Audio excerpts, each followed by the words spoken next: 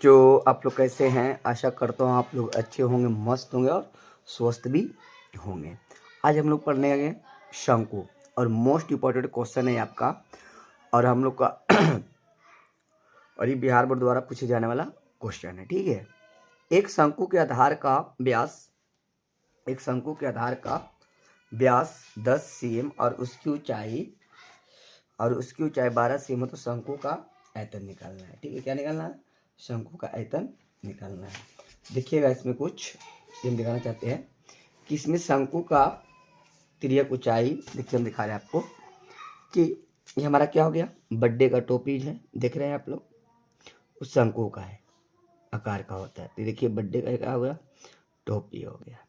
ठीक है, तो देखिए इसमें क्या एक लकीर खींचेंगे यहाँ से यहाँ, ठीक है, और यहाँ से यहाँ तो ये हो जाएगा त्रिज्या, ये हो जाएगा ऊंचाई और यह तिरछी ऊंचाई हो जाएगा। ठीक है, और यहाँ से यहाँ तक पूरा जो रहेगा वो क्या हो जाता है, व्यास हो जाता है। क्या हो जाता है, यहाँ से यहाँ जब पूरा मिला देंगे इसको, यहाँ से लेकर यहाँ तक, तो व्यास हो जाएगा। ठीक है, तो देखिए ऊंचाई जिससे हम लोग इससे सूचित कर रहे हैं, ऊंचाई हो गया, और आर को क्या कर रहे हैं, त्रिज्या हो जाएगा ये। ठीक है, त्रिज्या हो जाएगा, और एल जो होता है वो तिरछी ऊंचाई होता है। क्या होता है, तिर्यक ऊंचाई होता है, तिर्यक ऊंचाई होता है। ठीक है, और डी जो होता है वो व्यास होता है। क्या होता है, वो व्यास होता है। ठीक है, तो शंकु का आयतन जो होता है 1/3 पाई आर स्क्वायर एच होता है।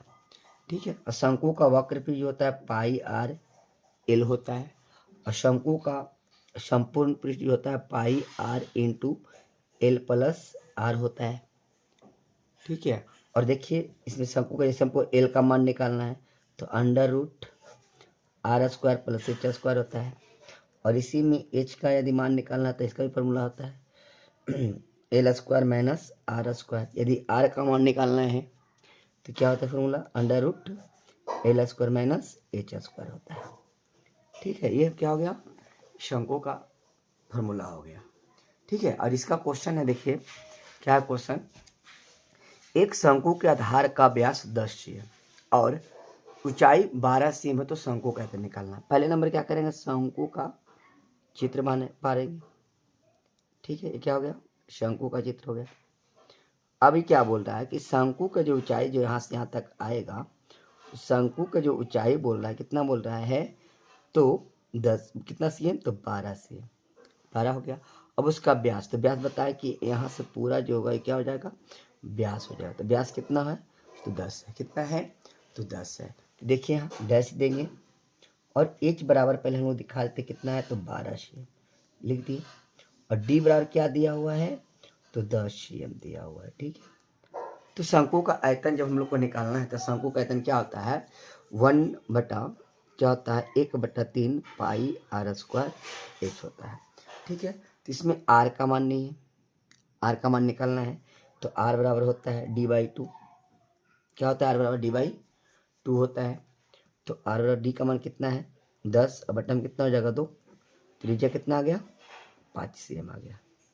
कितना आ गया, 5 cm। तो हम देखिए 5 दिखा दिए, त्रिज्या कितना दिखा दिए, तो 5 cm दिखा दिए हैं। अब हम लोग को निकालना शंकु का आयतन, तो लिखेंगे शंकु का आयतन बराबर होता है 1/3 पाई r² h। ठीक है, पाई r² h होता है। ठीक है, क्या करते हैं, तो 1/3 पाई का मान जानते हैं कि 22/7 होता है। r का मान कितना है, तो 5 है, तो 5 का स्क्वायर हो जाएगा, और h का मान कितना है, 12 है, तो 12 हो जाएगा। तो ये 3 चौक 12 होता है, कट गया, बचा कितना, तो 22/7 गुना 5 को स्क्वायर, तो 5 कितना बार गुना करेंगे, 2 बार, और गुना 4 हो जाएगा। ठीक है, अब देखिए इसको गुना करेंगे, अब बट्टा में 7 रख देंगे। ठीक है, तो यहाँ करते हैं, 22 2 तल से 110 हो जाएगा, 110 को 5 से गुना कर देंगे तो 0 कितना हो जाएगा, ये 550 हो जाएगा। फिर 4 से गुना कर देंगे तो 0 कितना हो जाएगा, 4 5 20, 2 4 5 20, 2 कितना होता है, 22, कितना आ गया, 22 हो गया। इसको भागा देना है, तो भागा देंगे कितना से, 7 से, 7 कितना होता है 21, कट गया 1 उतरेगा, फिर 0, तो 7 कम 7, बचा 3, फिर 1 0 उतरेगा।